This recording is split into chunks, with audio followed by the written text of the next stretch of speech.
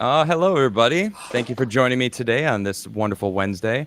I've got some really cool guests with me today. We're going to be talking about some new stuff in space. I don't know if you notice, I have this here UFO. You know what? I'm gonna do a pre-show spin. Now, this is very unusual, but I feel this kind of it's fitting. So this is just a pre-show spin. This has never happened before. Usually, we wait until later on in the show, but I felt the UFO needed to be spinning because this is some really exciting stuff today. So I'm not even going to introduce them. I'm going to let them introduce themselves. And this is incredible. Welcome everybody. I'm gonna drop you all onto the board here. Boom. Here we go. So we have some special guests. We have Namrata Goswami, Sean McClain, Joshua Carlson, and Michael Laine. Again, he actually joined me last Saturday, and we're going to be talking about space. So welcome everybody. Thank you for joining. And why don't you all tell me a little bit about yourselves? Here, I'll start with you, Sean. All right. So just real quick, thanks for having me on the show, Adam. Sure. Just want to say up front that I am on the show in a personal capacity. While I am an active duty military member, my views on this show are my own and do not necessarily reflect the official policy or position of the U.S. government or Department of Defense. And I will certainly do my best to distinguish between official Space Force positions and any differences I may have if it becomes relevant during the show. All right. Well, thank you for joining us. Sean, give a little bit more background. Sean, sure, go ahead. And actually talk about who you are background-wise. Sure. So, and I think if we're talking true credentials and what makes me a subject matter expert and why I'm on the show, I recently finished my second master's degree program under the Air Force Intermediate Developmental Education Program. So I did a 3-4-year online master's program, got my Master's of Science in Military Operational Art and Science, and that subject, that thesis that I wrote, was on cislunar space domain awareness in 2035. So it was a very technical, all-encompassing, very long document, and it required a lot of research, and I finally published it earlier this year. Wow. That's awesome. Congrats Thanks. on that. And this is Namrata Goswami, also known as Nami. Thank you for joining us. Thank you, Adam. It's a real pleasure for me to be on your show. So my name is Namrata Goswami. I specialize on China's grand strategy and strategic culture. And for the last nearly 15 years, I've been studying how China behaves in terms of its territoriality, in terms of its foreign policy, as well as space. In 2016, I was granted the Minerva Research Grant by the Department of Defense to study China's grand strategy in space. And what is exciting is that I'm very happy to tell your audience that just yesterday, our book on Scramble for the Skies just came out, looking at the particular configuration in space. So now I have an independent consultancy, and I consult for the Department of Defense, the U.S. Space Force, as well as NATO Partnership for Peace. Very nice. Well, thank you for joining us. What was the name of that book one more time? Scramble to the Stars? Is that what it was? It's called Scramble for the Skies. Scramble for the Stars. For the Tell Skies. us about. For the Skies. Yeah. Very nice. Awesome. Adam, her co-author is Pete Gerritsen from Saturday's show. Oh, awesome. Yeah. Awesome. And then we have Josh Carlson. Welcome, Josh. Thank you, Adam. I fall under the same disclaimer as Sean, as you already said. I also got my second master's degree from the military education. I'm a civilian employee, not a military one. But like him, I worked on a thesis that I ended up publishing. I finished my thesis for the program, and the professor saw it. They said, "This is really good. You need to expand this and publish it." And so that became the genesis for my book, Space Power Ascendant. And basically, it takes a look at China. I actually talked to Nami while I was writing it, and took a chance to look at the stated Chinese strategy, put that up against the American strategy, and then played a war game, essentially, to see what would actually happen. The first one doesn't turn out well.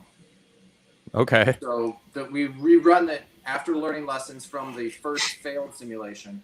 we run it a second time to see what we can do better, and then the second time we are successful. And so, Interesting. Very excited to talk about that. Yeah, wow. And then, well, thank you very much. And then we, of course, have Michael Laine on again. He joined us last Saturday. Michael, why don't you tell us a little bit about yourself? I don't have any disclaimers. I can say any damn thing I want. I'm the president of Liftport Group. We've been doing advanced technology research for nearly 20 years. First kind of claim to fame or infamy was based off of the Earth elevator, the space elevator, and over time kind of shifted focus to build the lunar elevator, which is same but different. And so over time, I've gotten to know a lot of really interesting folks with, that are all kind of visionary. They're always futurists looking to what's next, and then how do we enable the future now? So it's been really my pleasure to bring Pete Gerritsen in last week, and then the event that we've got coming up on Saturday to kind of bring all of these space professionals together to talk about the very, very near future and what happens in space and how that impacts us down here on the ground. So that's what this theme is. Before we get into everything that we're going to be talking about today, can you actually just, because not everyone might not be here at the end of the show when we plug what's happening on Saturday, why don't you just let everyone know who's with us right now, what is actually happening this Saturday that they can look forward to checking out, and how can they check it out? So thank you. That's kind of the whole reason Adam and I started talking, was about this event. Yeah. We have an event called Better Futures, the future of space. And what we're doing is we're looking at there's a mild conflict, but it has a lot of implications. There's this mild conversation going on at the Pentagon between folks that are looking at what we're calling near shore, which is low Earth orbit, geosynchronous orbit, and mid orbits, and the further stuff out. So cislunar space, the moon, Mars, the asteroids, and where the balance needs to be. Whether are you focusing more close to home? Are you focusing more further out in space? And so we're going to host a debate. I would call it a conversation. We're definitely calling that there are no winners or losers, but there's a conversation. Carlson is one of the guests, and another guy, Dr. Brad Townsend, is the other side. Brad is mostly focusing on near Earth, the littoral areas. If you know anything about Navy terminology, it's blue water versus brown water. Brad's going to be talking about the brown water side, and then Carlson's going to be defending the blue water kind of visionary stuff. So we're having that event Saturday morning, and then the way that it's happening is we're doing it Saturday morning West Coast time, so that East Coast folks can be in, and also so that Europe and Asia can also be participants in it, because this conversation really does impact everybody in the world. And I want to stress that. Like the things that are decided in this conversation will have impacts all around the world. They will become national policy. And so we're going to try and invite the world. So we've got the retired 3-star General Lieutenant General Quast is going to come in and speak. We've got the president of International Space University coming in to speak about the international perspective, the globalist perspective on this conversation, and we've got 2 other surprise guests that we'll be announcing on Friday. So and then Adam is, you've been so great here. We're going to have what we're calling the after party Saturday night. So the event that we're having in the morning is somewhat structured because there's 3 stars and 2 stars and 1-star generals involved. But the after party, gloves are off. Let's say we're going to say what we're thinking that we couldn't necessarily say in a politically structured environment. So where can they find that? Where are they able to? I see a couple of people in chat asking what the cool. link would be. Great. It's liftport.com. It's our events section. Okay. And it's scheduled on the 26th. So it's I think the third link down. Liftport.com events. Liftport. I'm just adding it right now into the description of this video. Awesome. So you can actually just click right below. I just added it, so you can just click it. Liftport.com. You'll be able to find it there. Excellent. So let's get this ball rolling. Joshua, I know you wanted to start it off. Why don't you go ahead? Excellent. So, if it's okay, I'll read a quote real quick from Sure. the head of the Chinese Lunar Exploration Program, and then we're going to take a quick step back and look at the sweep of history. So, in 2018, Yi Pingyang said, "The universe is an ocean, the moon is the Diyu Island, and Mars is Pyongyang Island." The reason Explain that to us. Yeah, I know. I got to break that down. There's a lot of Chinese imagery there. So first of all, there's three major points that are important. First is that space is an ocean. That means it behaves in a naval fashion. The second is that the moon is Diyu Island. Diyu Island to the Chinese is Senkaku Island to the Japanese. They've been feuding over this island for many, many years. And finally, the Pyongyang Island, Mars is Pyongyang. That's the Scarborough Shoals from the Philippines, which China illegally occupied and then refused to give up when the International Court of Arbitration in, I believe, 2016, came back and said, you need to give these up. And China basically said, nah, our legal system, we don't recognize that. So that's null and void here. And so the ability to work with China because of these is very important. But really, what's at stake? It's more than just islands. Let's take a step back, way back, to about 1400. 1492, most school kids learn Columbus sailed the ocean blue. Europe was able to, for the first time, project naval force across the Atlantic, find the new world, to them the new world, and ultimately be able to grow an economic and commercial system over there that bolstered their capabilities and eventually allowed Europe to essentially dominate world politics for about 500 years, up until they destroyed themselves during World War I and World War II fighting each other. Yeah. But the economic clout that this enabled let them go from under siege. The reason 1492 is also significant, the Spanish had just refinished conquering back Spain from the Moors that had advanced from Africa. So Europe was under siege during this time. They went from under siege because they gained all the economic benefits of the New World to now becoming the ones that dominated the world. Most people know that part of the story.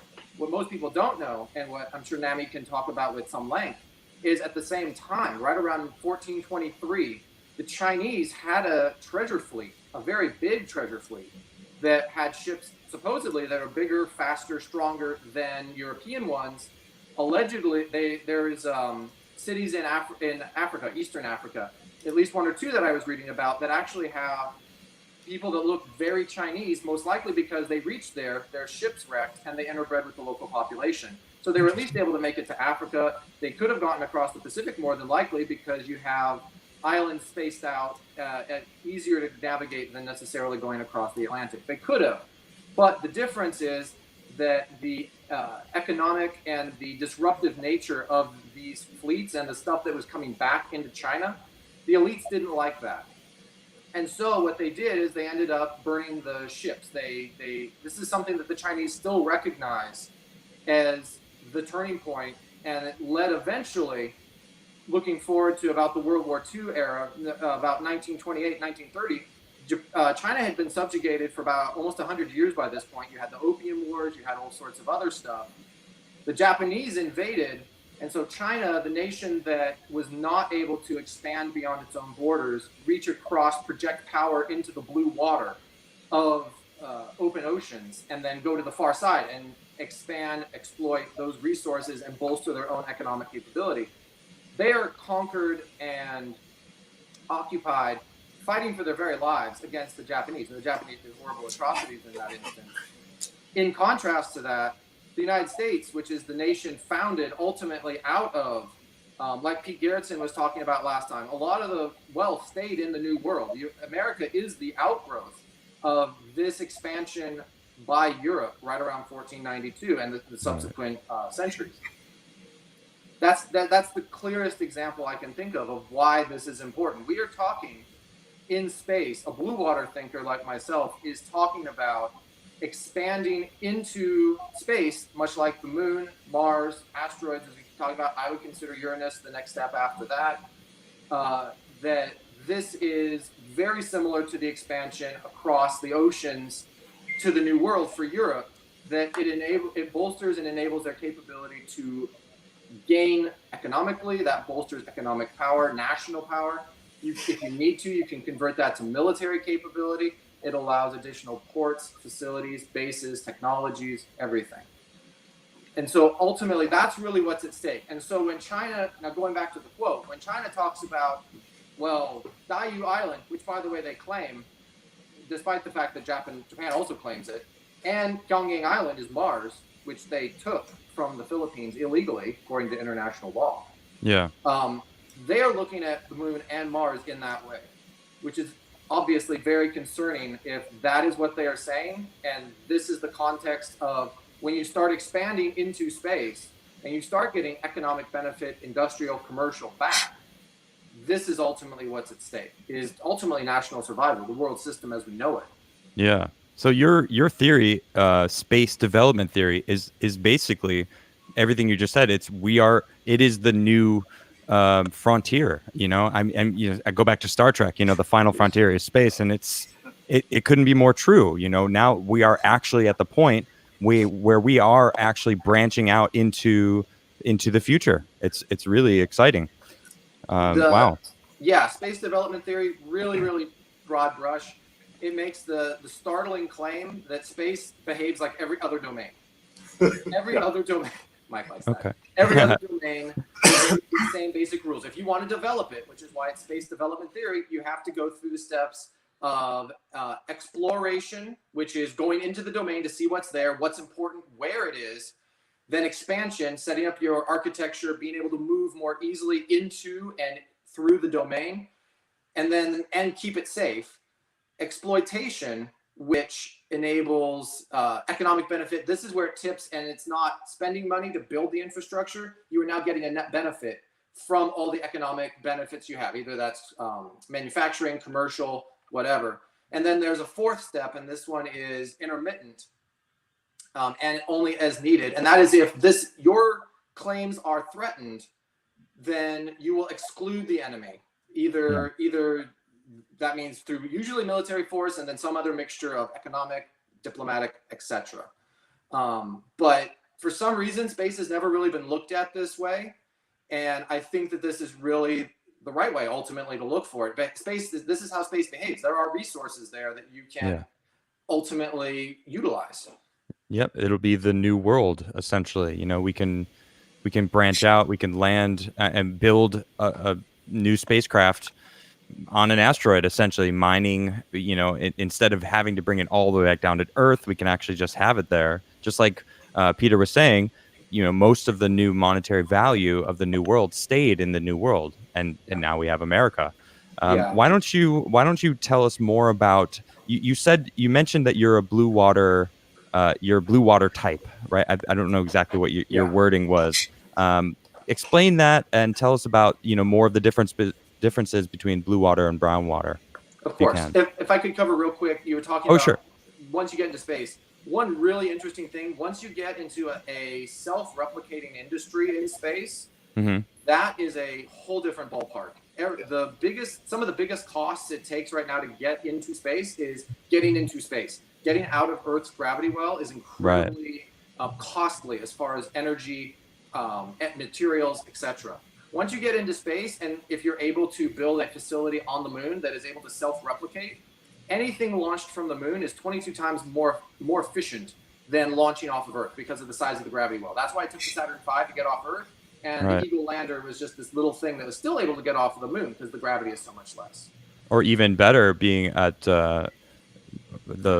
I forget, is it just Liftport would be like a space station essentially Yeah, you that wouldn't wouldn't even have have to to deal lift. with gravity at all, right? Because it's right on the line, where right in the middle line, doesn't have to deal with either side. Exactly. Right. Very interesting. Oh yeah. So okay. So tell us about the blue water, brown water theory. So blue water, brown water. So these are terms from naval parlance. Brown water is the close to shore, military defensive, military heavy focus. And so if, for instance, generally North Korea is considered to have a brown water navy, which basically means it's gunboats and subs and a couple of other things that is basically focused on protecting their coastline. The water is going up and back on the coast. It kicks up dirt. The water gets brown. That's the brown water imagery. Okay. You go out into deep water, and that is now the blue water. And this school is generally much more focused on economic development, the control of the domain at large. So not just right around my coastline, but like America looks at blue water. There's a reason we have the most carriers in the world, because we need to be able to project that power from our shores through the blue water to the possibly hostile shores and still project American power, pull forward that 1 million tons of American diplomacy. This is ultimately blue water thinking. The focus is on more than just the military. It's the economic, it's the diplomatic, it's all these other things that having that sea control gives you. Those are the two schools of naval theory. Space theory has largely tried to capture some of this as well. Not surprisingly, some in the Space Force align more closely with the brown water. Brown water also tends to focus on the now, what we have right now and what can we do with right now, what is the reality right now. Mm-hmm. Blue water usually focuses on, yes, but what is possible in the domain? What can we do in the near future? What should we be looking to? I would argue it's more visionary, but of course that's my opinion. Well, thank you for that. So let's. I want to just keep it moving. I'm going to bring it over to Nami. Nami, I really want to hear what you know about what China's doing, their whole space ambitions. Where are they at right now? I know that they're building a space station. But just give it to us. What do you got? Sure. So if you want to understand China's space program, it's really important to understand the larger grand strategic perspective. So by grand strategy, I mean a comprehensive national strategy to achieve a particular goal. So President Xi Jinping, who is the chairman of the Central Military Commission as well as the leader of China, has identified space as one of the most important goals for development for China. And what is even more important is that he has identified China's space development as leading to the national rejuvenation of the Chinese nation. And so that is called President Xi's thought. The first time he talked about it was in 2013, when he gave to the world the idea of the China Dream. So the China Dream means that it's a China-led world order where Chinese value systems, led by the one-party system, dominates. The world starts adhering to Chinese value systems, Chinese strategic culture, and also Marxist Leninist ideology based on the class system. So that's number one. So within that particular grand standing is China's space program. So today, what China is doing is three very important missions.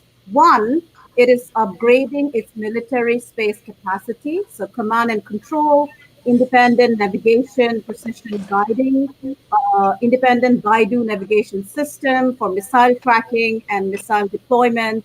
So that's basically their military structure. Now, what is so interesting is that even before the US established its separate space service, China actually established a separate space service in 2015, the PLA Strategic Support Force. And the argument given for establishing a separate space service was that for President Xi, it meant a different space doctrine, space dominance, and establishing space access. So what I find so interesting in China's space program is that they're first of all able to articulate a grand vision of becoming the leading space power by 2049. Second, they're establishing institutional structures, including the military, to meet those goals. And then I'll tell you a bit about their civilian goals, which are actually led by the People's Liberation Army, So for China, there is no civilian space program. It's Right. led by the military. So there are three goals that China has in terms of civilian space. And actually, that actually puts President Xi in the blue water school because he's envisioning space as an ocean, including Ye Peiyang that Josh talked about, who is the head of China's lunar program. So the first goal is to establish lunar capacity. And so why is the moon important? So Wei Weirang, who is the chief designer of China's moon program, tells us that the country that is going to dominate and establish presence on the lunar south pole, which Peter and Michael talked about in your last show, which has resources like helium-3, water ice that could be used for rocket propellant, oxygen. So the Chinese argument is that if you want to become a truly spacefaring nation, it's not enough to do an Apollo mission. It's not enough to go and plant a flag there and show your technology and a footprints and come back. It's Right. actually much more important to establish a permanent presence and a human settlement colony. So the idea is that by 2036, they're going to establish a separate base led by the Chinese space program and dictated by President Xi's Communist Party thought. So as you know, last year, China landed for the first time for humanity on the far side of the moon. And as we are speaking, their U2 rover and radar are actually prospecting the lunar surface for resources on the far side. Now, what is so fascinating about this is that we do not really know what they're doing on the far side because we do not have the communication capability to monitor those activity unless they give us the data. Now, the second thing that China is doing is to establish capability for asteroid mining. We spoke about that. And what is so interesting is that within China, they have started this concept since 2010, where they established a separate mining capability research unit within the China Academy of Space Technology. And their idea is that they're going to grab asteroid and bring it back to Earth by 2034. Not a big one, a small one like Amum 3554, which has about 20 trillion worth of resources, as done by John Lewis, the NASA scientist. And so that's the second goal. And the final goal is that they want to be able to use their presence in the lunar surface as well as their ability to mine asteroids to build space-based solar power satellites. And actually, as you asked me, Adam, what are they doing right now? They actually established a space-based solar power plant last year, in which they are looking at technologies like wireless transmission of power, which is critical for space-based solar power, and construction of in-orbit space-based solar power satellites. And I think those are the key elements of their space program today. And I'll finally end by saying that people keep asking me this question. So what if they have declared these intentions? Will they achieve these goals? So as a person looking at goals, what do I look at in terms of demonstrating capability? I look at the fact that have they actually met their goals in the past? So, for instance, they declared their intention to go to the lunar far side in 2010.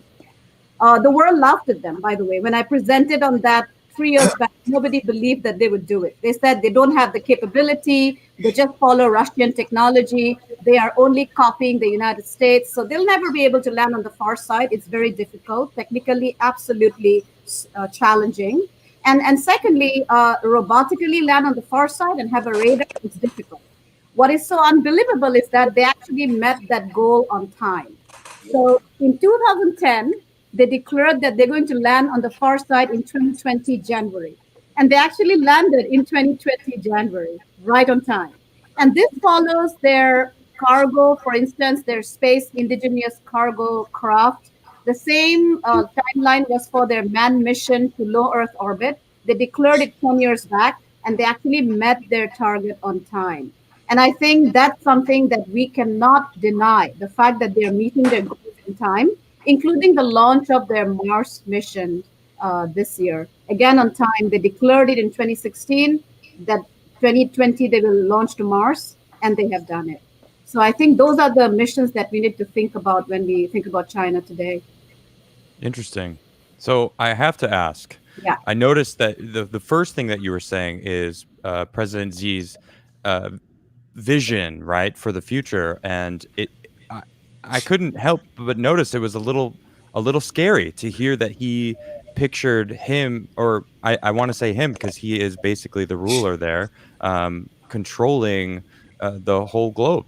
Like how that caught my ears, and I was like, wait a minute, that's his plan. And now you followed it up by saying what they're doing, they're following through with what their plans are. So that's a little scary to me to hear that their future that they want to and see for the globe is everything under their umbrella, essentially. So I mean, how is that? I don't know. Am I wrong to think that, or like what do you say about that, Michael? I see you got something to say. Well, before Michael comes in, I need to Go ahead. explain that. So so it's interesting. So if you want to understand China's grand strategy, so China views itself as a civilizational state. And as Josh was mentioning, when I went to Shanghai and Beijing, one of my colleagues there, when I asked him, what is China's greatest humiliation? So he told me that I'm not going to answer you this question. Why don't you visit the Museum for Maritime History, 40 kilometers outside Shanghai? So I took the opportunity, I took a train, went to the museum. And the first thing that greets you when you enter the museum is the replica of Zhang He, the famous admiral and explorer of the 15th century, and his ship. And underneath that particular replica is written, "We will never forget." Because of this, it resulted in humiliation, defeat by the Western powers. So I think if I am a Chinese strategic thinker, which most of the people advocating for a China-led world order in China are, their point is that if you want to have a world that benefits China, that brings back that historic glory, that establishes China's mandate of heaven, it is very important that you have a world that believes in Chinese values, the Communist Party led by Marxist Leninist ideas with Chinese characteristics. So what is interesting is that they see that as forwarding two things. One, their power in terms of the US, the relative power with the US. And second, they're very sincere when they say that they want a separate world order. You can see that with their Belt and Road initiatives, with their space information corridor. And what is even more clever and so Sun Tzu on their part. So Sun Tzu was a very ancient Chinese strategist who pointed out that if China has to become the lead nation within the warring state period, you have to have a comprehensive grand strategy of success, and you have to build alliances. So China has actually built alliances within the Belt and Road Initiative, including with countries like New Zealand and Austria and Italy and Greece. So it's very interesting. So Michael, please come in. No, you wrapped it up great. I was going to talk about Belt and Road, but perfect. All right. Well, thank you for that. Why don't we go over to Sean? Hello, Sean. Welcome. Seems like your mic is muted. Hold on, you got it? Yep, there we go. Yep, sorry about that. Just want to be polite. Thank you. So tell us about what you do, and what your side of things are. Sure. So you've heard Josh talk about the theory and the vision. Nami talked about essentially the Chinese perspective and their view and their grand strategy view. My view is basically more technical, and I heard some people tell me that my thesis is really meat and potatoes. It's meant to be a comprehensive. I look at the physical environmental layer of space. I overlay that with the political layer, the economic layer, everything that's going on with the new space economy. Elon Musk. One of the central premises of my theory that I think Josh and I definitely both independently kind of arrived at was Elon Musk and the new space movement, generally just reusable rocketry in general, is really redefining the notion of space access. Yeah. That's a game changer. In 2015, and I put it in my thesis. Previously, we've said 1991, the Gulf War was the dawn of the second space age, basically, because we've figured out how to integrate space into everything for military operations, and now it's just a part of life. Well, I posit that 2015 is really the demarcation line for the new space age, because that's when both Blue Origin with Jeff Bezos and SpaceX with Elon Musk both figured out how to demonstrate proof of concept and implement reusable rocketry. They did it in the same. So that's really, I think, going to be the year that we look back on and realize that's when our notion of access to space and the cost changed. And when that happened, everything about business cases and return on investment and long-term view, that all came with it. The floodgates have opened, and now we are seeing a huge amount of capital being diverted there. And Michael knows probably the most about that. But my view was, or my thesis was trying to say, okay, based on that, what for the national security implications? Okay, we've looked at, we know what's possible with the physical layer. We know about the economics. We know about the geopolitical stuff that you've heard. I'm in the military. I'm trying to figure out, well, what does the military need to know and take action on this? So I just basically put all that together in 162 pages and said, I think this is everything that's going on. And I put together essentially a notional reference architecture, and I can actually share that with the audience. Sure. So what I basically did was I came up with a way to demonstrate this is the Earth, this is the Moon. Just wanted to represent, if I'm just, board gaming this or just trying to explain this with pictures, there's a lot of stuff going on, but the idea is that you can use these orbits. So this is the Moon orbit. We can't see it, Sean.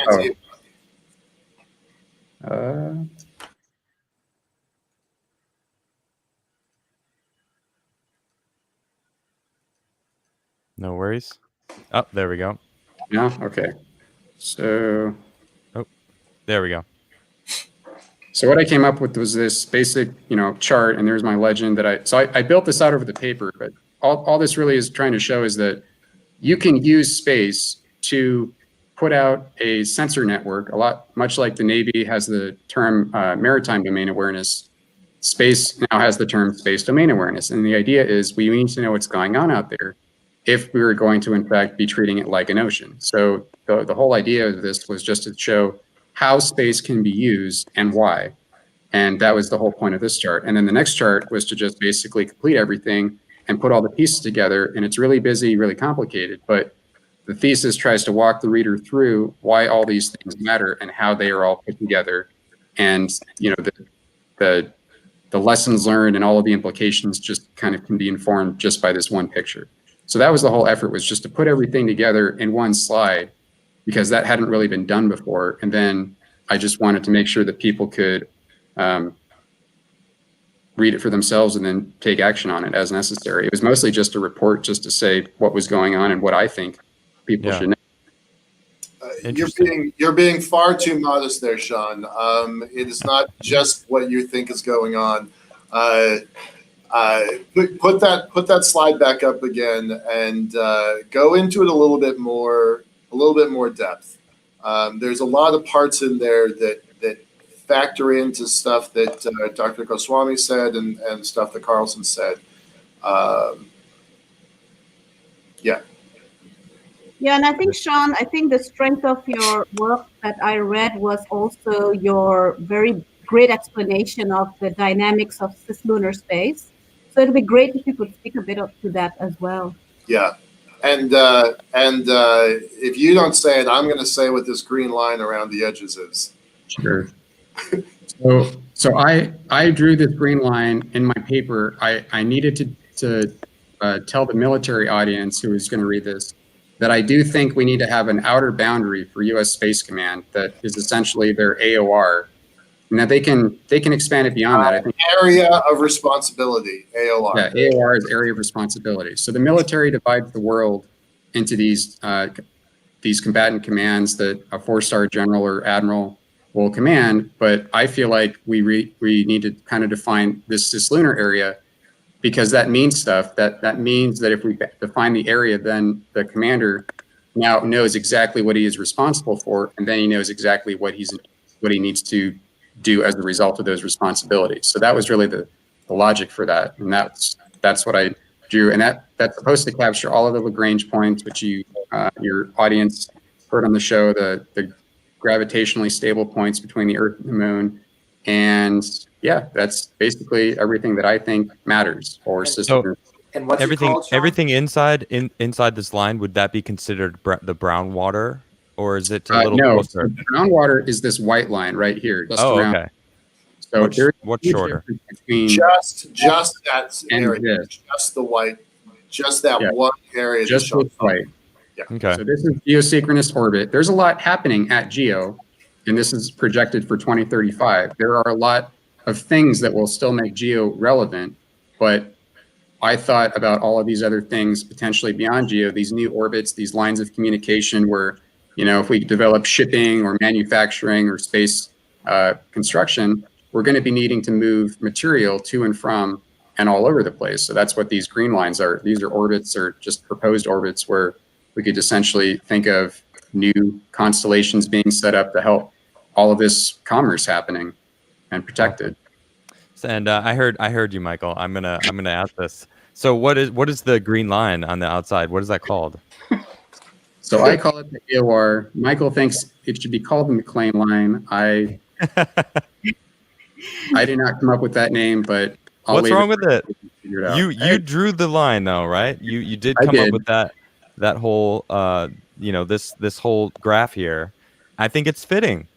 It's fitting. This is the future. This is something that we need to prepare for, and that's on you. So I like it. this actually has historic precedent, right? There's the Kármán line, which is roughly 100 kilometers up. It's the definition of where Earth atmosphere and space meet, right?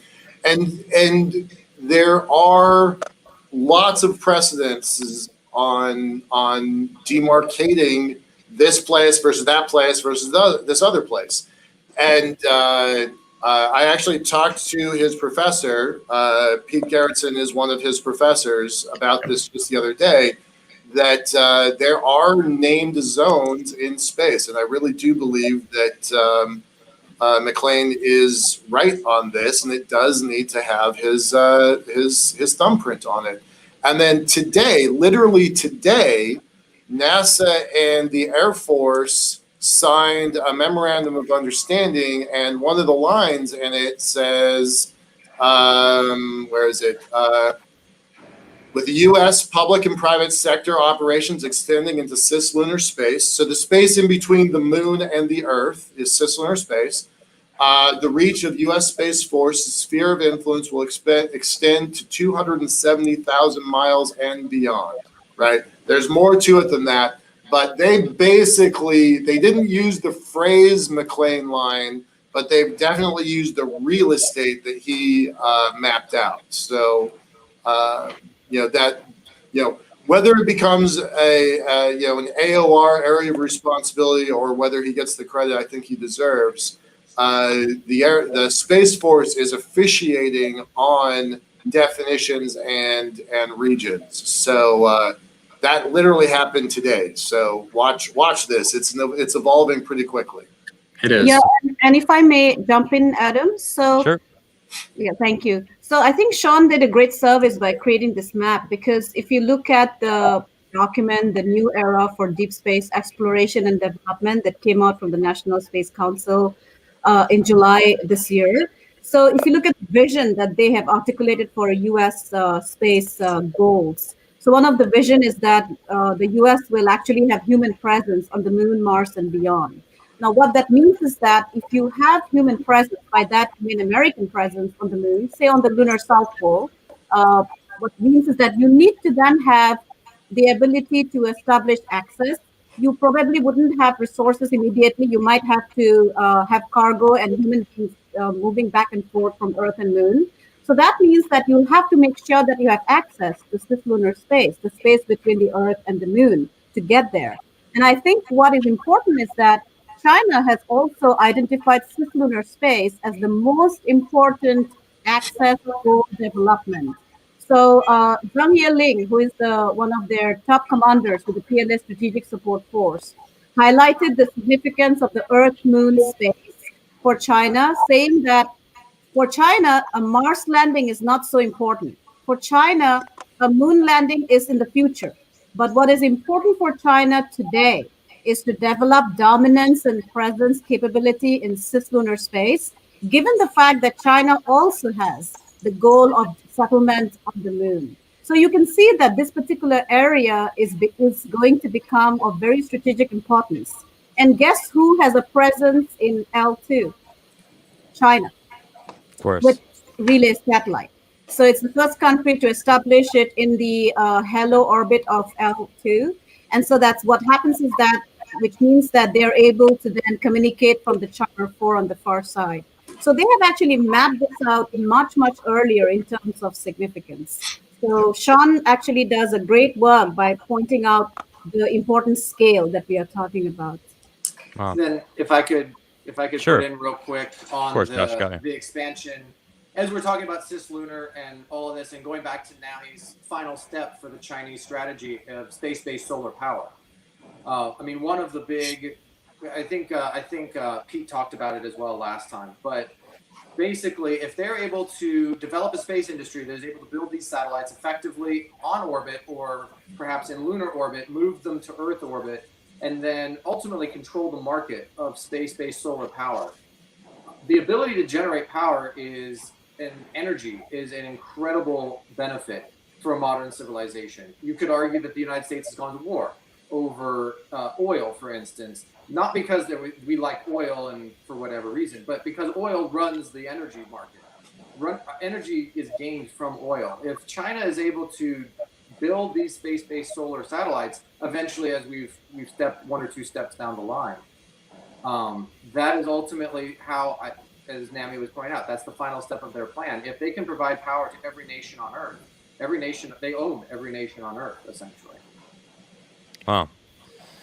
I mean, all I can think of this is, I talked to Pete and Michael on Saturday about the lunar port, or lift port rather, and how it would have to be more an international space station, because there can only be one, right? Because it's right in the center, right between the moon and the Earth. So we are going to have to come up with some sort of way that we're all on the same page. Obviously, there's this whole America versus China thing. Who's gonna? Is it a space race, or are we going to actually be coming together?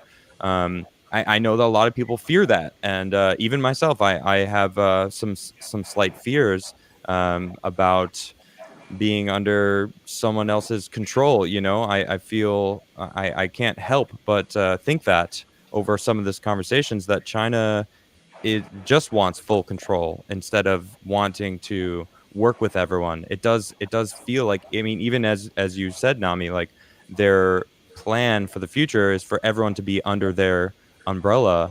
That scares me a little bit, Yeah, so either direct or indirect for sure. Yeah. yeah.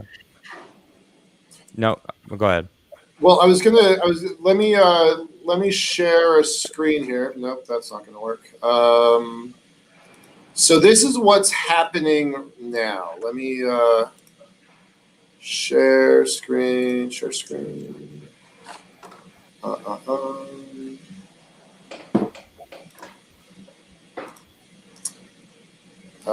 Can you see? Whoops, that's not it. I see it there. You want me to add it? Yeah, it's a chart. No, I don't see it. Oh, there It it looks is. like your background image. No, that's not what I want. Well, hold on. Okay. It's Yeah, not I'm coming. waiting. I didn't think that's what it was. I mean, I think that's cool, but it is my background screen. It does look like your background. That's Should I show it? I'm gonna show it. Sure, go ahead. It's pretty cool. Nice. Is that you sitting in Liftport? Yeah, that was fan art actually. Somebody made that. A guy named Will Wright. Shout Pretty out. good. Yeah. We have a lot of fan art. It's actually super fun. I want that cool. job. Yeah, right. This guy, the guy actually sitting there, that would be a pretty cool job. Yeah, no doubt. That's I don't a know. view Can right you there. see this other photo I'm trying to show you? Can't see anything else. All right, let me try this again here. I like this. They'll keep us all on screen here. That's good. Yeah. Curious. Well, Mike's looking for it. I'm sure Nami and I could definitely talk China. Yeah. Yeah. Why don't you do that? There's very good reason to be concerned about China's intentions, in my opinion. I think we Okay. already talked about the Hongyang Island Scarborough Shoals. Right. The fact that China basically said that's very nice. We don't recognize your legal precedent here. Right. The other one that stands out as are, in my opinion anyway, the most concerning is the South China Sea. And Exactly. the fact they made islands out of, they basically had reefs that were underwater, put tons of sand on top of them, built them with hundreds of ships in total, I mean, using them on different islands. And then they said, and very famously, I believe was it Xi, Nami, or was it someone else who told Obama, no, don't worry about it. Yeah, President, President Xi, he yeah, in said, look, don't 2015. don't worry about it. We're don't not worry. going to colonize these. Fine. We're good. Yeah, it's fine. Nothing to see here. And Right. it's not a couple of years later, we have independent commercial imagery satellites, not military, looking down at these things going, well, crap, I can see missiles, I can see air bases, I can see naval facilities. Just, I think a week or two ago, they caught a picture of a Chinese military submarine going into a submerged harbor under one. Yeah, I saw that. That's a little concerning. When they told us to our face, yeah, don't worry about it. Yeah. We're not gonna militarize these. Yeah, exactly where my fears are spawning from. Yeah, but I think the bigger concern is that it's not just to President Obama that they said that President Xi said that we're not going to do it. So in 2012, and within that period, China signed the draft code of conduct with ASEAN. And if you look at the code of conduct, the first point is that none of the countries that have committed to this code of conduct will change any physical attributes in the disputed islands in the South China Sea. So guess what that does to ASEAN countries, especially Philippines and Vietnam? It blindsides them because they thought China is not going to change the physical attributes. But China went ahead and did it anyway under President Xi. And of course, Philippines took China to the International Court of Arbitration. The International Court of Arbitration found China guilty. But guess what China says? We never were part of the dispute because this was our territory. So unilaterally claimed that. China's done that many times. China has signed agreements in Antarctica where it agrees that it will not escalate fishing, it will not escalate presence. And then actually, I wrote a piece with a New Zealand Air Force officer who was deployed in Antarctica. And his biggest concern was that China unilaterally increases how much fishing it does and then denies the fact that it's actually done that, despite the fact that it agrees to legal commitments. So I think the scenario that we need to think about, which Adam, you were mentioning, is that why do we need to be concerned about China? Is China's space goals concerning? Not really. It's a great power. It wants to become important in the international system. But what is concerning is that will it actually honor the legal commitments that it signs on to, given the fact that international law, there is no one to enforce it. So if China, say in the South China, so China's, one of the biggest thinking of China is that if you're somewhere first, you have entitlement. So for instance, you are on the south pole of the moon first. And that's the argument they use in the South China Sea. So they tell Vietnam that we were there first, so you do not have any claim to the island because our fishermen in some 5th or 4th century AD were there first. Okay, so wait. I know, hold on, I want to interject there. Yeah. We already just established that they got to the far side of the moon first. Yeah. So now going on what they have shown us in history and recently, including the South China Sea, who's to say China just doesn't go, the moon is ours now? Well, wait. If we use that logic, we got there first. I called dibs. Okay. Yes. Really, if they try using that argument, I'm going to call dibs. I think America should do that. So if I can put in though, please. Go ahead. It's concerning because we went on talking about exploration, expansion, exploitation. We went for exploration. We went there and came back. Yeah. Right. They're going for expansion. Exactly. We are not there right now. They will be there. They will have a moon base there. At that point, we can say whatever we like. It doesn't matter. Right. We have no say because they're there. Josh, we don't. Yeah, Josh, you've already established. Sorry. Go ahead. Josh, run through the 4 points, the 4 E's for a second, and then I want to bring up this slide because this kind of is kind of a it will put some light on this. Give me the 4 E's again. So exploration. That's going into a domain. You are just going and coming back. You're going to look for stuff that's important and know where to expand. So that's Apollo, and that's also Lewis and Clark. Yes.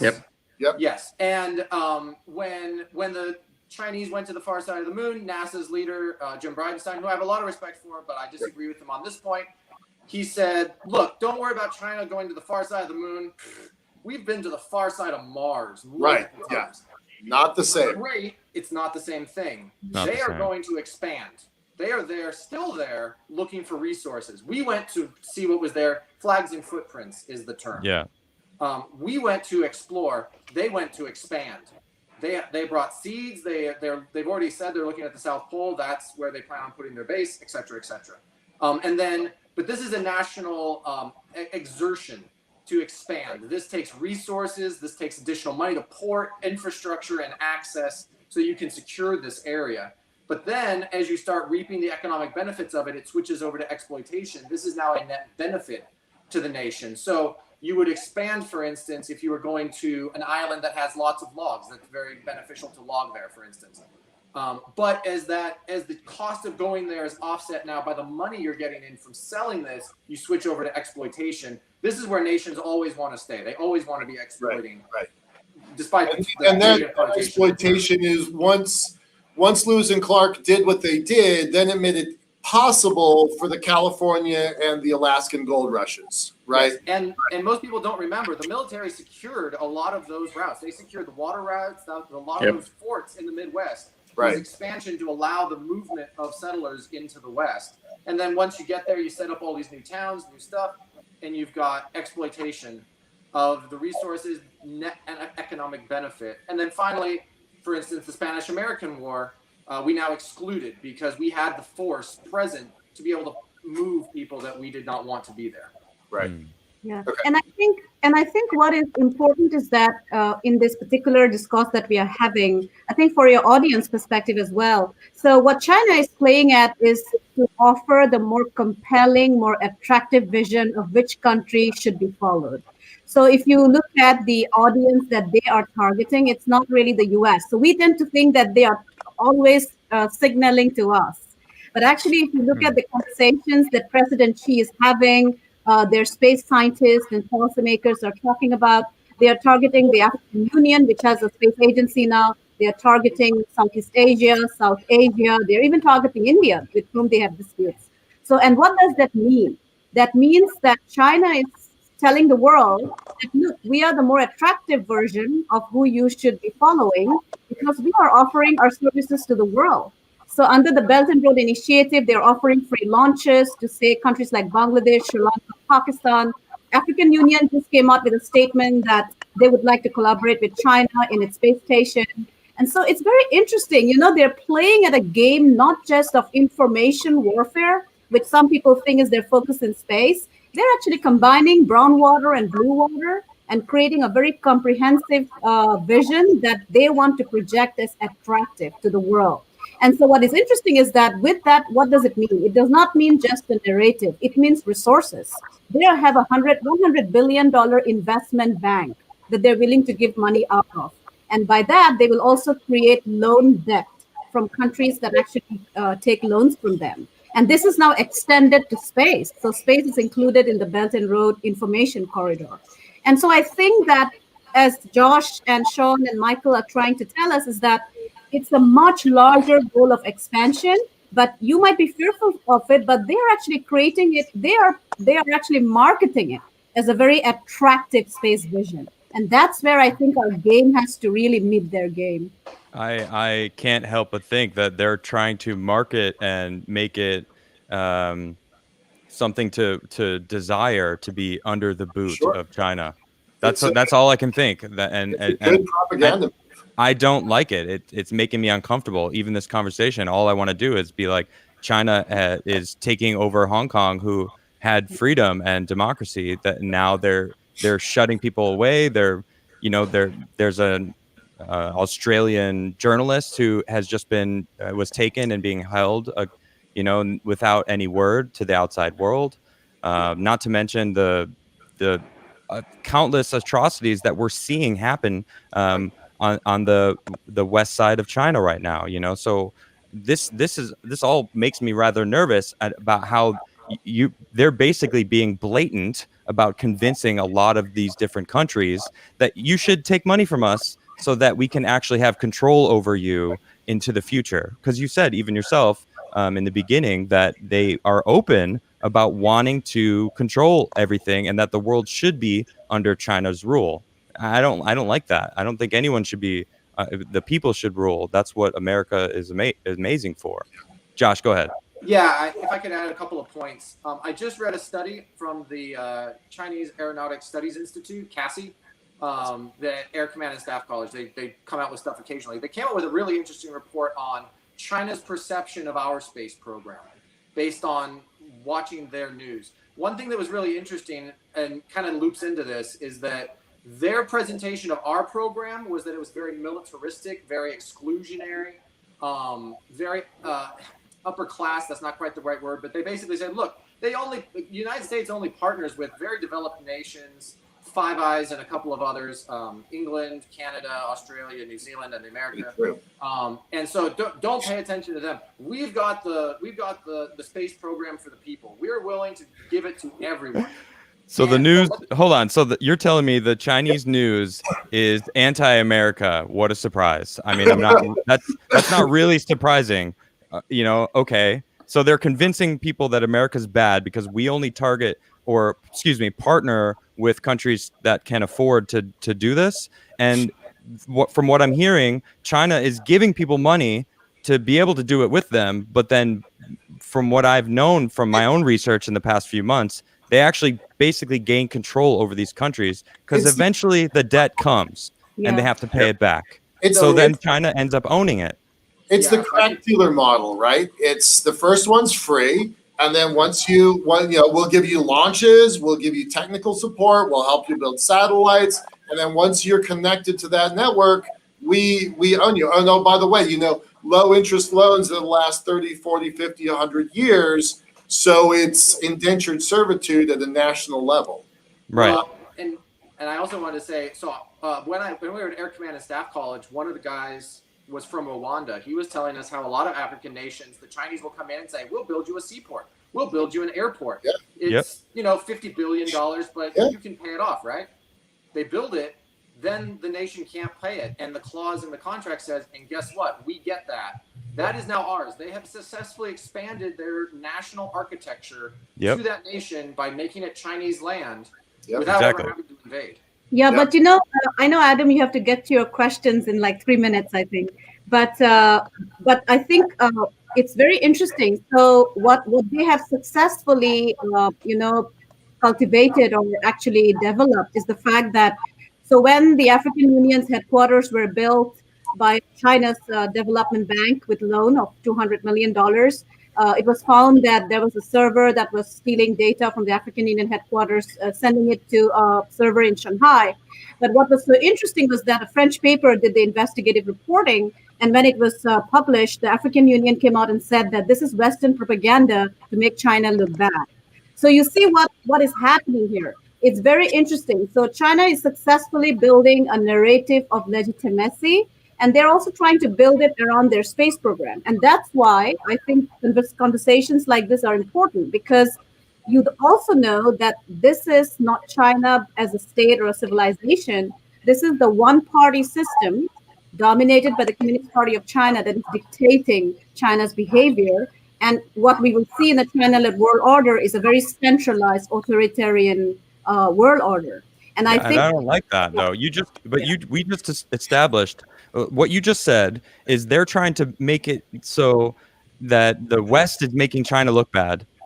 In the same breath, what we just heard also is their own news is telling everyone that the West is bad. So they're saying that they're making us look bad, but they're the ones who are bad. It's like, okay, all I see is propaganda. And then you say, it's this dictatorship, or excuse me, they're dictating what's happening, which, I mean, I wasn't wrong. It is a dictatorship. That's not the way that I want the world to be. Like we vote in who controls us, not someone controls us and we have no choice in the matter. Like, I think there's serious issues with that. Like, it doesn't matter what their merits are or like where their intentions lie. If they're doing it from a negative side of things, like controlling authoritarianism and domination, like that's not okay. I feel like that's moving backwards in time, not moving forward in time. I want to move forward in time. And I feel like everyone needs to be a part of the conversation instead of just being told what to do and not to be able to have a conversation anymore. That's a big issue with me. All right, so we actually really do need to get into these super chats. And because we are running a little late, that's okay, no worries. So let's get into it. The Gray Gamer says, Adam, you forgot to mention me as a member of Salt, the thing that you know, we play some Destiny or Halo Infinite when it comes out. Yeah, maybe Gray Gamers. Maybe I'll get into some more gaming. Jedi Knight Anaquin Cringewalker says, honored guests, let Adam know about Aldrin Sickler.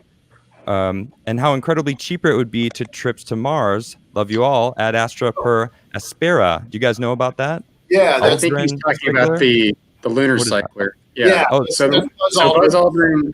Sean, go ahead. Yeah, Buzz Aldrin wrote a book, and his idea, or his great idea that I quoted in my thesis is to Buzz Aldrin, the real payoff of this expansion for the new cislunar economy. We have space tourism, but right now that's just kind of confined to low Earth orbit, and you get the hop up for a few minutes of weightlessness, and then you come back down. What that will eventually translate to is what Elon Musk is working on, which is essentially take the Starship, put that into a translunar flight, and then you're basically doing a Route 66 kind of trip around the moon, just like the astronauts did in the Apollo program, with paying customers.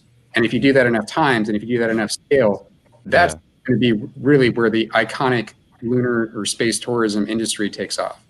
That's really exciting. Buzz has two models for that. One is, and we're talking about, Dr. Buzz Aldrin, second guy on the moon. He's got two models. One is a cycler to the moon, and the other is a cycler to Mars. So he's often quoted and seen in Occupy Mars T-shirt. That's what he's talking about. So really, really great plans. And actually, I was just talking about that just this morning. So cool, good stuff. Michael, what did you want to show? What is this image that you have? Real quick. Let's real quick. Go ahead, show that. We spend a lot of time talking about how it's a little spooky with China, but these are real missions, funded government. I need to point out government missions. Bryce put this together just a couple weeks ago. I'm going to ignore the space station stuff, which is super cool, and just really focus on the moon, right? That let me scroll in here a little bit. So all of this is NASA missions in the next, before this decade is out. The first person going back to the moon, the first woman, and the next person on the moon in just a few years, and then for all of their pomp, all of their look, we're doing all this cool stuff. They have 4 missions. We have more than 40 all total, and then you add to this a lot of other commercial missions that are either partnered or independent. And then you've got the outliers of about 11 other nations being involved in one way or another. I said 11, I meant 8. I thought it was 7. So this is all happening also. And I would tend to discount some of the stuff that Russia is doing. Either that's going to be partnered with China or with European Space Agency. So some of this stuff is kind of twice. But I'm going to say, for all of their bluster and saber rattling, we have a very, very aggressive mission to the moon, and I think this is going to showcase American capitalism, because a lot of this stuff is enabled by reusable rocketry, as McClain mentioned, Blue Origin and SpaceX. But it's not just Blue Origin and SpaceX. There's half a dozen other companies. So I just wanted to point out that all is not lost. We actually have a pretty big head start happening really soon. So I'm Fingers really crossed. excited. Really Yeah. excited about the future of space. All right, let's get back to some super chats. Graf on Tyrrell says, I am particularly miffed about the verdict, not because of the verdict itself. Every bit of it is fair, but it's been lied to. It's being lied to all this time. I don't know if you guys know about what happened today with the verdict about Breonna Taylor's case, but it turns out the media basically spun a narrative, and it turned out completely different than everything that we were told. I'm not really surprised. I'm glad that the attorney general didn't cave to the mob because they're calling for justice. When it turns out the whole story was I don't know, completely different. So I don't know too much about it because I would have done that on my show tonight, but of course I had you guys all on. And let me just say, I'm gonna bring you all on here. Thank you all for joining me today. This has been incredibly. This is the kind of conversations that need to be had across the board. I mean, even if it's as uncomfortable as it is sometimes, we gotta get it all out into the air and talk about it. So thank all of you for joining me today. I really do appreciate your time. So thank you Right on. very Happy much. to be here. Thank you. Alan. Sure. Still have some more super chats. Let's go. Haley says, "Let's fix Earth first before space." Just got a point. There is a lot on Earth that it feels like. Go ahead, Josh. I feel like you got We something to say all about want that. to answer that. Yeah, I was gonna say we all want to answer that one. But Go ahead. I think I would echo Pete's statement is that it's not fix Earth first and then go to space and then you can do that. Right. If you go to space and you're developing economically, I'm a blue water thinker, I'm going to say economically. That's fine. And you can now bolster, so China is talking about the space-based solar power. Let's just say America does something like that, and maybe we have a market, so we're joined by Great Britain and a couple of other nations, so no one has a huge monopoly on it. You've got 7, 8 of these massive space-based solar power. You can generate enough power, pure green, to be able to power nations. I mean, that's going to make a lot of other things easier. True. And you know what? You basically said it. I mean, if we have a new path for people to have jobs, to be excited about having a passion in life, I feel like that's a really big problem. Is a lot of people don't have a passion. They don't have that drive, that thing that excites them to get up and do something on. We've become so desensitized from movies and internet and everything being handed to us, essentially. I mean, I of course, I'm talking about being an American. We're very lucky to be here. We have, most of us have roofs over our heads, and food is plentiful. So, once we have this new adventure, which is space, people will come to it. People will realize that that's where the new is, and I think that's pretty important to do, right? And the world that we're living in is based off of space technology, whether it was, this conversation that we're having right now wouldn't exist at all had we not gone to the moon 50 years ago. Right. It's important to note that every single human that's alive right now has had their standard of living grow, right? Even tribal nations that will never get on a computer and couldn't use a spreadsheet won't know what those flashing lights in the sky are. The nations and the governments that run those regions are better able to manage their forests, their wildlife, their shipping fleets, their indigenous populations, because they use space technology, right? Every hospital, every hotel, every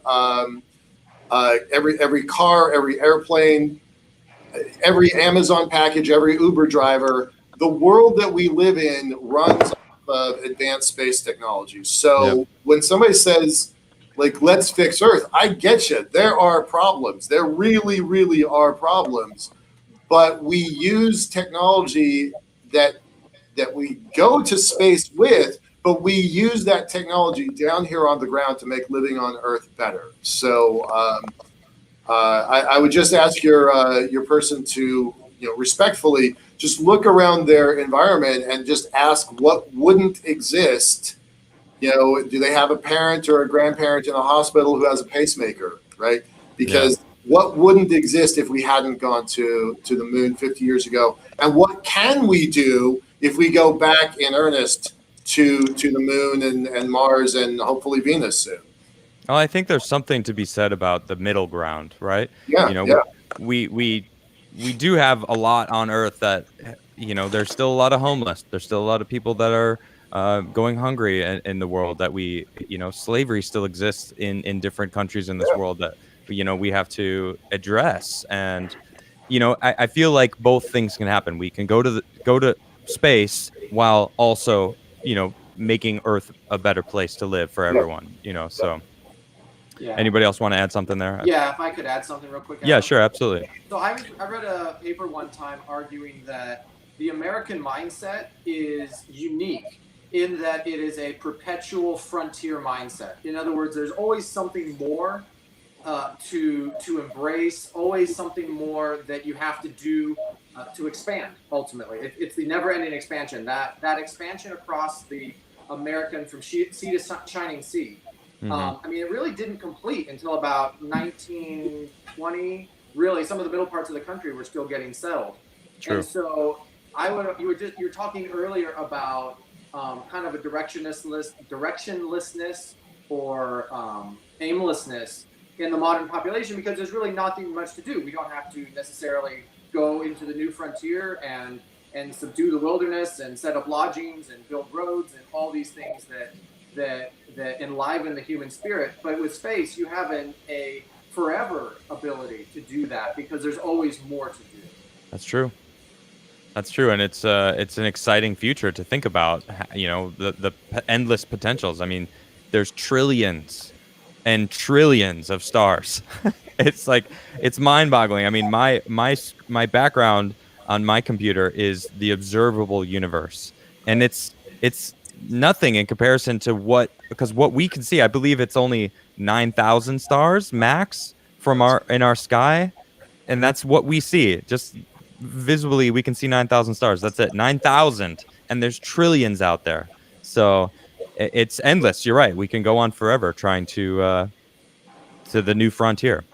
Let's see. Darren Albin says, "Keep it up." Thank you. I will. Tam Tom says, "At America." Not bad. That's pretty good. I like that. I haven't heard that before. Menace Blue says, "I see you're getting some pretty interesting people here. Scientists, academics, intellectuals, etc. Soon you'll be bigger than Rogan." My goodness. That is, thank you. Thank you very much. I do feel fairly blessed to have such incredible people here today with me. And thank you, Michael Laine, for putting this together for me. I really appreciate you bringing these great minds to have this conversation. Fluffy Cat, thank you for becoming a member. Appreciate you. Bing, bing, bing, bing, bing, bing, bing, bing. All right, let's see. What else do we have? Menace Blue again says, "Adam, do you watch an anime series called Mobile Suit Gundam? It's a sci-fi anime that deals with giant military robots and giant rotating space colonies. Do you think giant rotating space colonies are feasible engineering-wise?" We did talk about this, right, Michael? I know Peter's such a Gundam fan. He kind of geeked out a little bit, and I guess you are too, right? Yeah. What are they? The Orion? No, not Orion. What O'Neill cylinders. That's it. O'Neill cylinders, right? Yeah, I think all of us have that book probably right behind us. I know. Yeah. Somewhere. Yeah. And by the way, the cylinders were supposed to be activated in 2004. That was his Really? that was his prediction. We have to meet up to O'Neill's, desire. And Jeff Bezos is a big fan of that too. His inspiration, O'Neill. Yeah. Did you guys hear? Sorry to jump in. Bezos just asked for put out a request for jobs to go work at Blue Origin to design habitats. Wow. It's amazing. They just announced that today.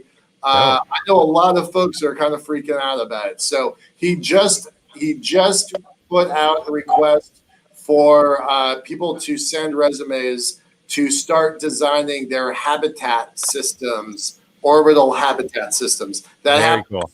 So that's awesome. Very cool. Yeah. All right. So Dave Ross simply says, "Awesome." Thank you, Dave. Tyler says, "Why hasn't the UN hasn't floated the idea of simply making Starfleet real. Like going to space would be for the benefit of all humanity. Why not make it so when you leave Earth, you're now a Starfleet citizen instead? I feel like there's a lot to dissect there. Who wants That's a lot that? to unpack. Who wants that? I Josh, can take you- a stab at some of that. Go ahead. So the UN did set up a legal framework to basically say that anything in space it should be non-weaponized and that it is for the good of all humanity. That's the Outer Space Treaty and the Moon Treaty. The problem with that is that you have lots of people who are signatories of both, but it's difficult to enforce some of those. In particular, having a star citizen, I actually don't even know legally how that would work entirely. Right. If you lose your citizenship, because nations would not be willing to do that, to be able to lose their citizens when they go to space. Particularly, we were talking about China earlier. They might not come back. Yeah. So, Yeah, and I think people misunderstand the fundamental nature of the United Nations. The UN member states are all nation states. So they all have their own interests and power play. And the UN Security Council has only 5 permanent members, including China. So I think we misunderstand the UN to be this supranational state. No, it's actually an organization of member states where citizenship really matters. So.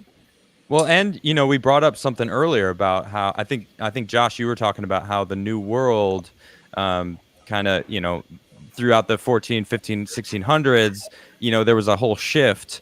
And if we think about it, there might be a new country that arises. We might get to Mars, and then that might become a settlement that becomes more than a settlement. And then people are going, you know what? We're going to do our own thing now. And I mean, I don't know if that's going to be the case. So you guys talked about The Expanse last time, and that I think is probably both the most realistic political and definitely the most realistic spaceship combat and dynamics and everything that I've seen in a show. It's very well done. It was awesome. Yeah, I think it's entirely possible that we would have in the far future. I mean, it was 1500 1700, 1770, 250 years roughly for the new nations to get to the point where they would start breaking away. I mean, that's very, very far future for us. Right. All right. Yeah, The Expanse, if you haven't seen it, you definitely should, because it's incredible. If you like space, anything, it's awesome. Superman, I want to go back to your last guy, though. He should look up International Space University. It's the closest thing to Starfleet Academy that actually really exists in the real world. There's about 5,000 graduates. I'm one of them. In 160 nations. And so their kind of guiding philosophy, this is a master's level program. Their guiding philosophy is space done well is automatically space done cooperatively. So cool. It's going to be a while until we get to Starfleet, but there's folks that want that. We're on our way. McClain actually, Sean, if you want to, didn't you write a paper, something like that, a while ago?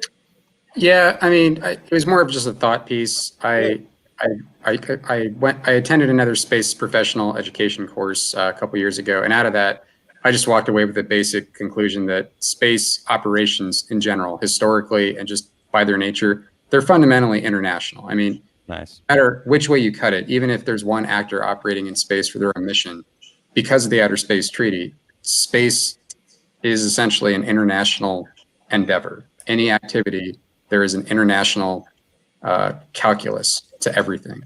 So by that, I mean, it's already baked in from the beginning. And yeah, eventually I'd like to get to Starfleet, but it's just a question of how to get there. Yeah, and how to coordinate and cooperate successfully. All right, I got to keep moving, guys. We're almost out of time.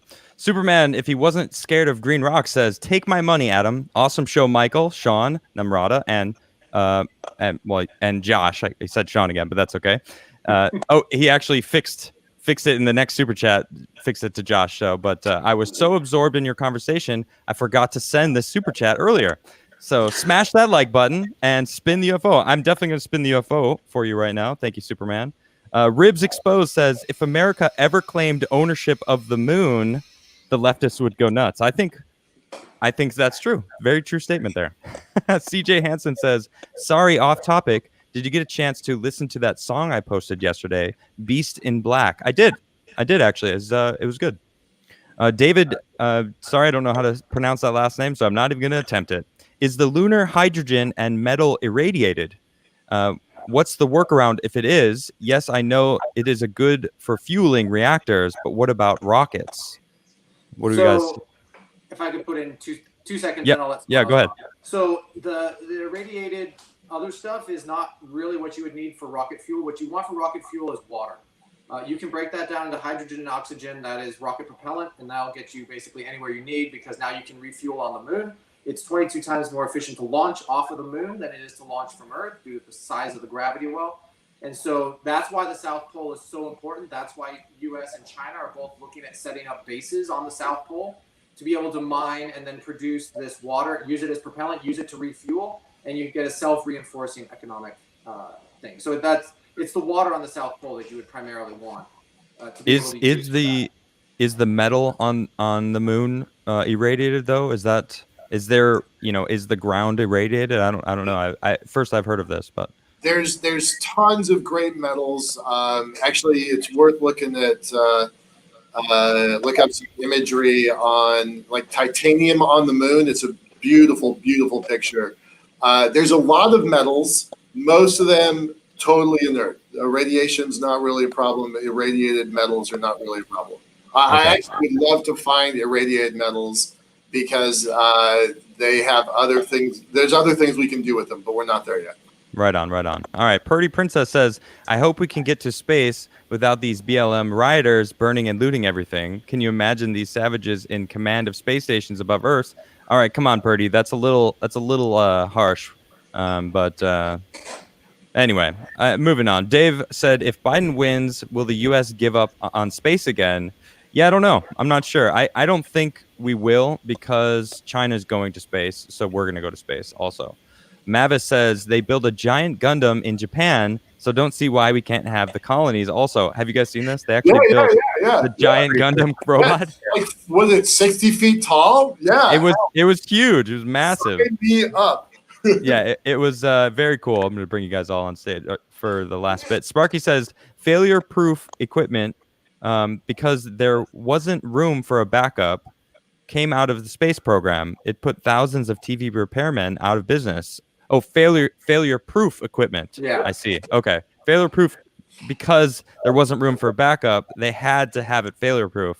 Interesting. That's a good point. And then you got to think about also the whole replace culture, that, phones, computers, everything's built.